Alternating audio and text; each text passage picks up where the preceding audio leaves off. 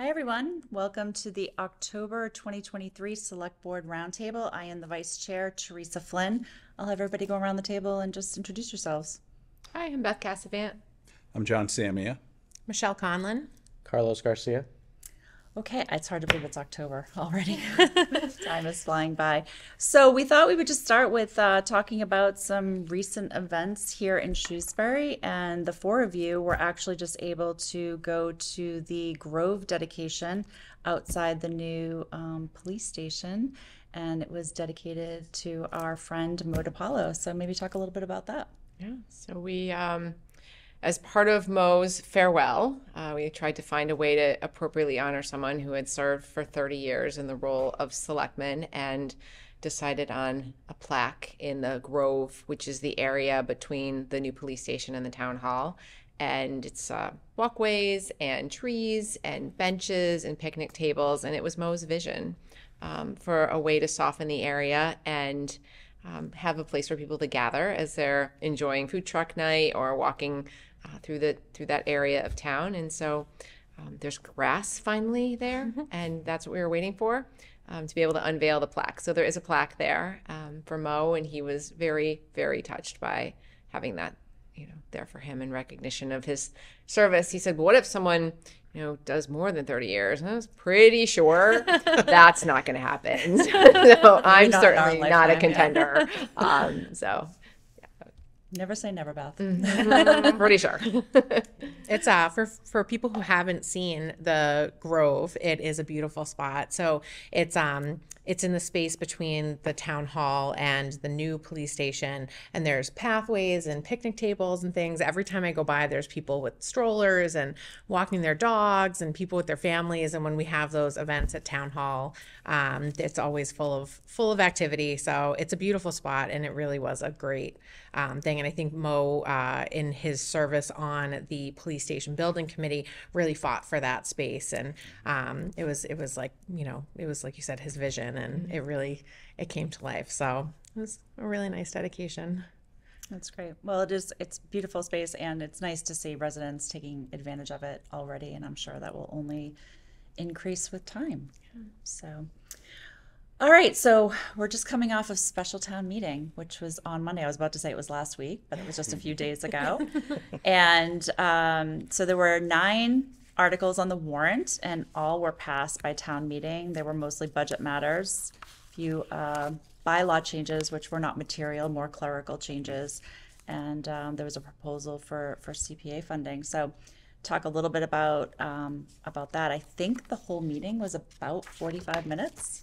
I don't know what the record is for special town meetings, but it was a very efficient meeting. And I do like to think that the efforts that the town takes in sort of preparing town meeting members hopefully is helping to make these meetings more efficient. The town manager and town staff record a summary of each of the warrant articles. Obviously, the finance committee has their public hearing, and then we reviewed it at our meeting last week, including our recommendations on it. So overall, I thought it went really well.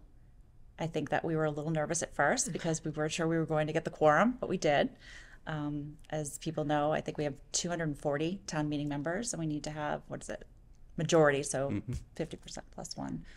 So we squeaked by, which was... Yeah, it did look a little bit empty in the room. A little bit. On the stage. Yeah, I think the official number was 148. Good. Out of the 240. So. Good. So it was pretty empty. Yes. The other thing, what's important in town meeting, got away from it for a little bit, but the summary up front. So there's a summary embedded in each warrant article. As Teresa had mentioned, there's a lot of pre-town meeting information, whether at the hearing or the shows that are taped by town staff, but also the town manager in front of each article, except for the one related to CPC funds, gave a brief summary. And it was beyond what was the summary in the mailing that came to all of us, so that was nice, just to give a real high level. Now, these warrant articles were pretty straightforward, and the financial tables were included. And then the town moderator also talked about going forward, potential change in venue or to at least explore it, who should be on the sage, or if there's going to be a slide deck presented instead of everyone moving. We've tried during COVID, the high school, the acoustics were brutal. So that's probably not the best place, but the town moderator had talked about looking at that going forward to make it, again, a better forum to conduct business and be able to provide visuals as well to explain articles, which I think the fire department did an outstanding job presenting the information related to the Warren article, and it passed very quickly, and there wasn't a lot of discussion on it. There was some maybe misunderstanding beforehand, or there was a lot of dialogue beforehand, we know, outside of the meeting, but it was such a well-done presentation, and it had been vetted through the Community Preservation Committee, Finance Committee, and all of that. Historical Commission. Yeah, Historical Commission, all passed unanimously. But the important piece, too, is to give other members of the town staff an opportunity to present and show that they can also co-sponsor these requests for funds under the CPA through the CPC. So it was good stuff to see, and always looking to do better in communicating these Warren articles and the reasons behind them. And I think we've come a long way, but we're still working hard to do even better. Mm-hmm. Yeah, I agree. I thought it was great to hear town moderator talk about having, an engaging conversation about the best format going forward, because I think that the feedback that we've heard is that maybe we were going too quickly because we were relying too much on that pre-work. And so I thought there was a great balance with this special town meeting to, in addition to the printed materials, as you said, just to give, a summary overview of what we're talking about. And I think that, again, this is typical with special town meeting, a much shorter warrant than annual town meeting. But I think that hopefully we'll be able to carry some of that forward. I think that was sort of born out of COVID too, as when we were meeting after, during like kind of peak pandemic stuff, we were still having town meeting, and there was the desire, we were outside in a big tent with the open walls, and things got bundled, and so a lot of information was pushed out beforehand, so that town meeting members could do their. And I was at the time a town meeting member, do sort of their research and everything prior to coming to the room, instead of having like the full conversation, there, and kind of a lot of that discovery kind of conversation. It was sort of like, giving a lot of information beforehand to try to shorten the time that we were all together, to help prevent the spread of illness. So, and then, it's just sort of kind of fallen through there. So I'm glad to see that things kind of re-examining how we might want to do it. So I think the CPA funding was for I say a fire truck, but what do they call it? An apparatus, motorized fire apparatus. And I think that of course we always pause. Our municipal budget doesn't allow for a lot of these types of considerations, and the town did pass the CPA and allocated dollars for things like community preservation and historical preservation. And this really did fit within those guidelines. And I know I was talking to you about sort of the process that the CPC went through. They labored over this several hours over 2 meetings. Yeah. So they definitely did it. But I think that, to really see fire department leadership and personnel present it and present the advantages to the community, and really have it be something that is related to the town pride, I thought was great to see. So I was happy to see. Yeah, for people maybe who are watching who don't know, it's a 1924 fire truck that was used in town into the 50s. But then it was sold and changed hands a number of times, finally coming to rest with an owner in Texas who bought it with always the intention of giving it back to the town in time for our 300th anniversary, which is fast approaching. And so offered this back to the town, and Mr. Mizikar said we should bring this to CPC to get the funding and see if there's an appetite for having this piece of equipment come back into the community. And so it's $10,000 to get it here. There's no charge to us. The gentleman is giving us the fire truck as a gift.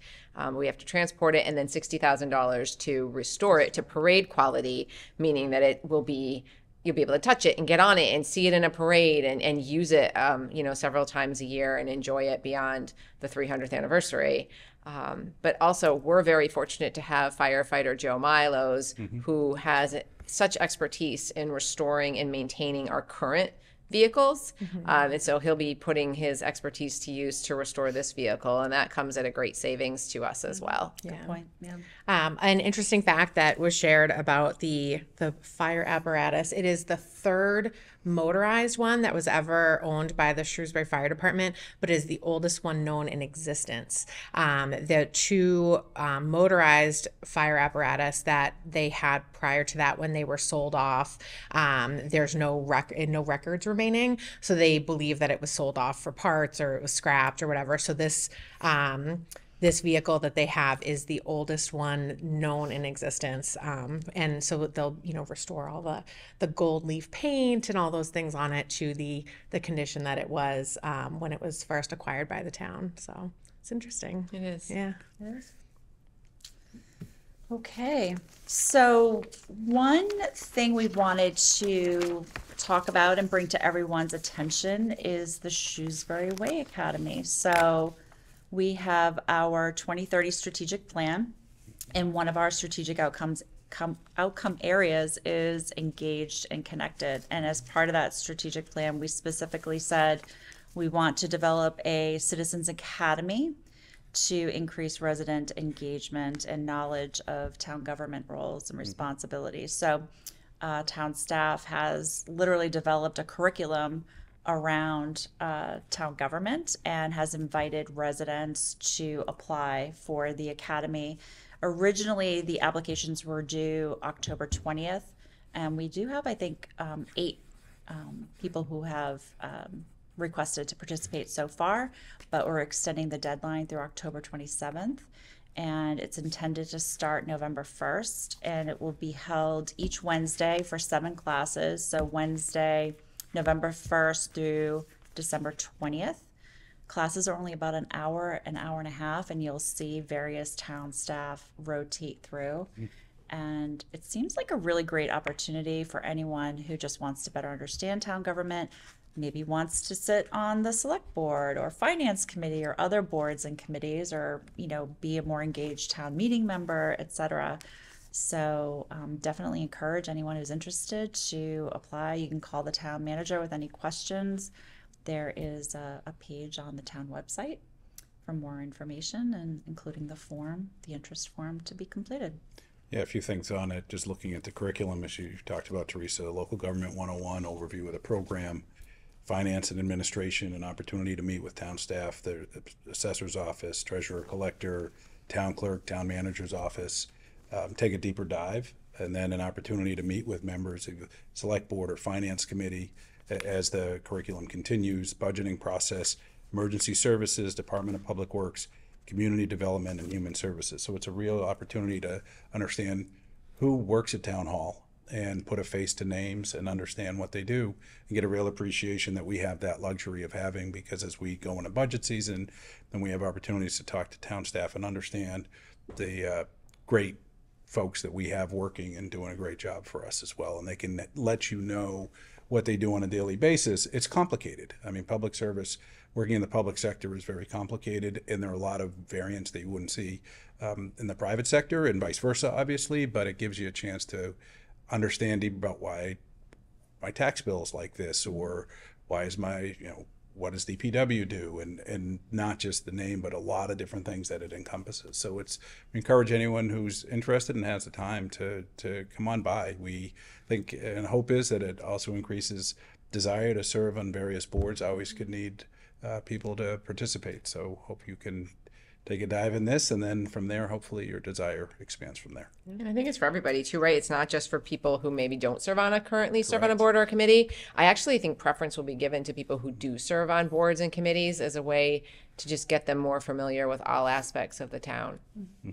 Yeah, there's a lot of good work that happens here. So it's great that, they're putting this opportunity out for residents. So I think it'll increase trust in government, and understanding is kind of the key to that. So I'm really excited to see it take off. And as we do more semesters of this, just word of mouth, other folks who've, participated in this, telling their neighbors, their networks, like how great of a program it was. It actually reminds me of a civics class I took in high school with Mr. John Aloisi, if he's watching. And that class really just opened my eyes to how local government works. It was very focused on how the town operates. I remember Dan Morgado, as town manager, came in, gave us a lesson on what he does. The superintendent came in, shared what he does. So I think it's a great opportunity for folks who may not really know how local government works to just really get a better understanding of how it operates. I think we just always focus on national, state stuff, but local government is where it's at, as we all know. So Touches your life every day. that's right. So Really encourage people to participate in that program. I think it's great. I mean, I appreciate our town staff, putting all the effort and work into this, but excited for residents to get to know them better. I mean, that's when people kind of ask me, like, why do you, serve on the select board? I mean, I always sort of talk about we have such great talent in this town. And I think that we as residents, and certainly we as this board, we really impact their jobs and their job quality, if you will. So I think that it's a great way for them to get to know more residents and for them to really showcase what they do. We're very fortunate that, we have the talent that we do. So it's exciting. So along those lines too, we wanted to note that we do have a board and committee vacancy page on the town website as well, that town staff keeps updated when there are opportunities or openings on various boards and committees. I think there are 2 posted right now. The Westboro Treatment Plant Board, keep me honest, I don't think that's been, no, because we haven't appointed that yet.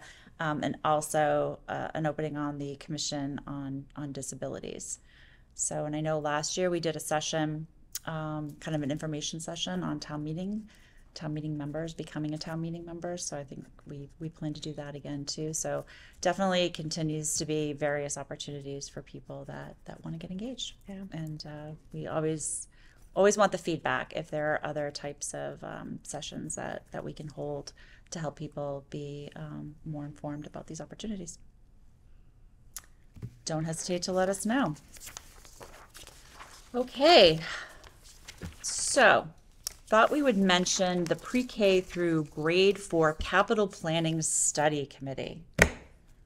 Our former school committee member, John Sammy, I can speak very well to this, but just to level set, there was a pre-K through grade 12 capital improvement study, and out of that came the school committee really determining that the high school had sort of the most pressing space needs. So a statement of interest was submitted to the MSBA this past spring to determine whether or not we would qualify for funding to consider an expansion to the high school to address those space needs.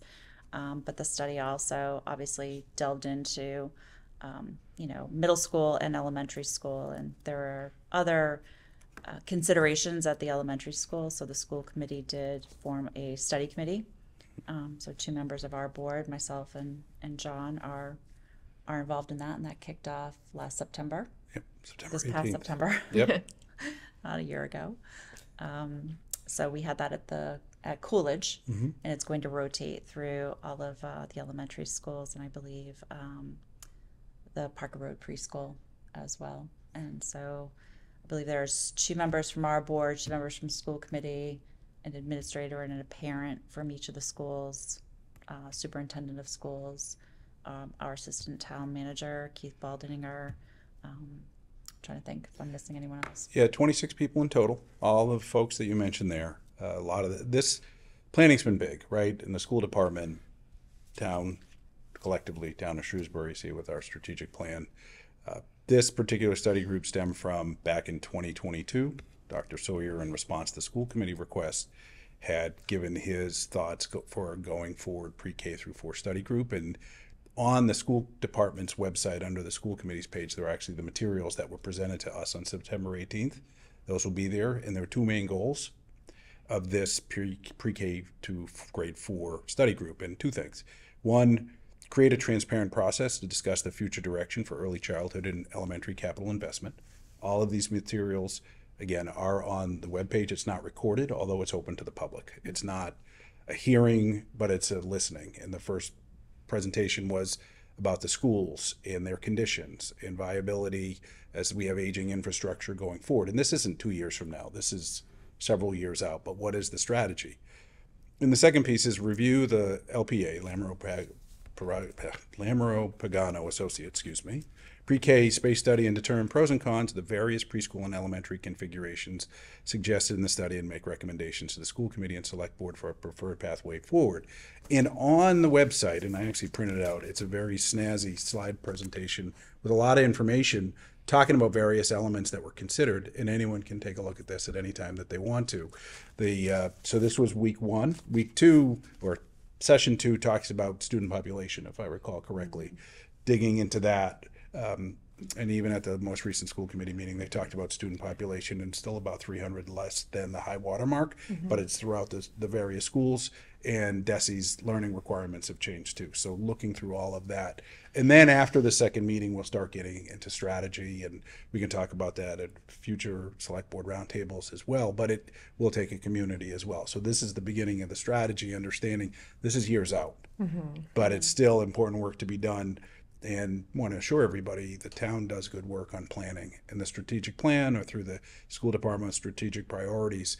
The goal is not to be reactive or proactive, but flexible, to understand that needs change, but also have a blueprint for going forward. And I think that's one part of the Shrewsbury way that has made us run much more operationally efficient than other communities, because we're always looking forward and not understanding some things you have to react to, but try to get ahead and think 3 steps ahead. And this is another opportunity for that, as well as community involvement as time goes forward. So I think it's important that,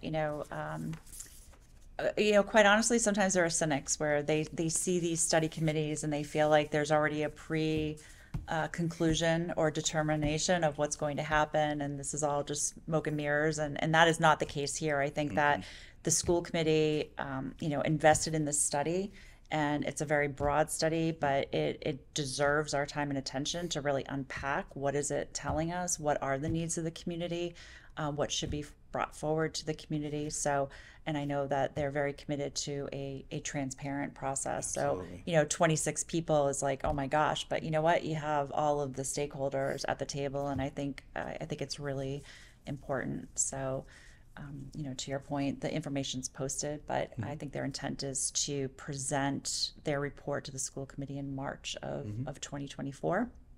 And so we'll see where that takes us. it's a lot of work to be done, a lot of information, and it's going to be important to hear from the community, but it's looking at our existing footprints, understanding aging infrastructure. We all know Coolidge has been around a long time, as is Patton, as is Spring, and Spring's the newest, and that was built, I think, in 67.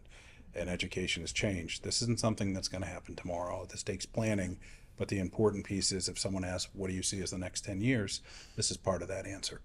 So Absolutely. Good work to be done, but it's part of an important but transparent process. For sure. Okay, so also things that we've talked about recently, there was a select board meeting in September, and the members of the Affordable Housing Board of Trustees and a representative from AICP gave a presentation on the Affordable Housing Trust Strategic Plan. And our friend Carlos is our board representative. So, want to give us an update there? Thank you, Teresa. Yeah, I just wanted to give a high-level overview of that strategic plan. It's like 99% complete. We'll be voting it. We'll finalize that at our November 3rd meeting. But just wanted to touch on the mission. So obviously, the Affordable Housing Trust, it's in the name. Increasing the affordable housing options that we have here in the community. There's a great need for that, not just in Shrewsbury, but across the Commonwealth. But we really want to focus on supporting a mixture of different affordable housing types and sizes to incrementally reach our 10% goal that's required by the state. We want to maximize the reuse potential of our existing housing stock, promote community understanding of the housing needs in the town, and then also be champions for zoning changes to support greater diversity in the housing stock. There's obviously several complex components to that, but I think just highlighting the goals, we want to first do, over the next 5 years, create at least 25 units leveraging private and public funds to create those affordable units for folks who live in town or would like to live in town. Some other goals are creating and preserving affordable units in perpetuity, leveraging funds for development or initiatives that will support Shrewsbury's documented local needs, including for our seniors and disabled households and first-time homebuyers, and coordinating with the town land acquisition efforts, prioritizing those town-owned lands. I know it'll be a collaborative plan that we'll be implementing, working with the Community Preservation Committee, the obviously the Select Board, the Housing Authority, and other community members and stakeholders who really want us to, work towards providing more affordable options in town. So really excited for us to begin this 5-year plan. And of course, it'll be refined over time as we, work through what strategies work best to provide for the needs of our community. So it was a great presentation. So I really encourage folks, if they haven't seen it, check it out at our September 26th meeting. That presentation was very thorough, so I think a lot of people will value that. Is it posted online also? It is on SMC, so our friends at SMC do a great job. How about the plan itself? Is the draft? Oh, the plan itself. I'm sorry. Yeah, I that's missed okay. that. It should be. I believe it is on the website. I'll have to double On the check. Affordable but Housing Trust page. Yeah, if it's not, it should be up very shortly, especially after we voted in on our November 3rd meeting. Okay. So That's great. Thanks. Yeah, there are a lot of issues with affordable housing, part of our strategic plan, but thinking through how does this interact with 40B? We know the housing production plan back in 2019, we saw the 25 to 34-year-old age group leaving town in significant numbers, the lifeblood of a community, those young families. And with real estate continuing to spike in our community, it's really hard for younger families to be able to afford to live here, and that's the lifeblood of a community. Yeah. So this will be part of a complex puzzle to figure out how everything fits together, but it's also a priority and good work that you've started and the trust has done through that group and through the consultant as well, and look forward to how it all fits together and lets us move forward on an important element of our strategic plan. Look forward to the plan and moving forward. It's great work. thank you. Thank you, Carlos. All right, so we're pretty much out of time. I think that we just wanted to mention that we've expanded our office hours. So we are introducing Saturday office hours starting this Saturday, October 21st from 11 a.m. to 12 p.m. in the common area outside the young adult room at the library. So that is in addition to our standing office hours, which are the second Tuesday of each month from 5:30 to 6:30 in Town Hall. So we've had most of our office hours with people stopping in. So definitely want to encourage anyone who would like to talk to any of us directly. There will always be 2 representatives from the board at each of these office hour sessions. So with that said, before Mark kicks us out, I think that does it for this month. So thank you for joining us, and we look forward to seeing you next month.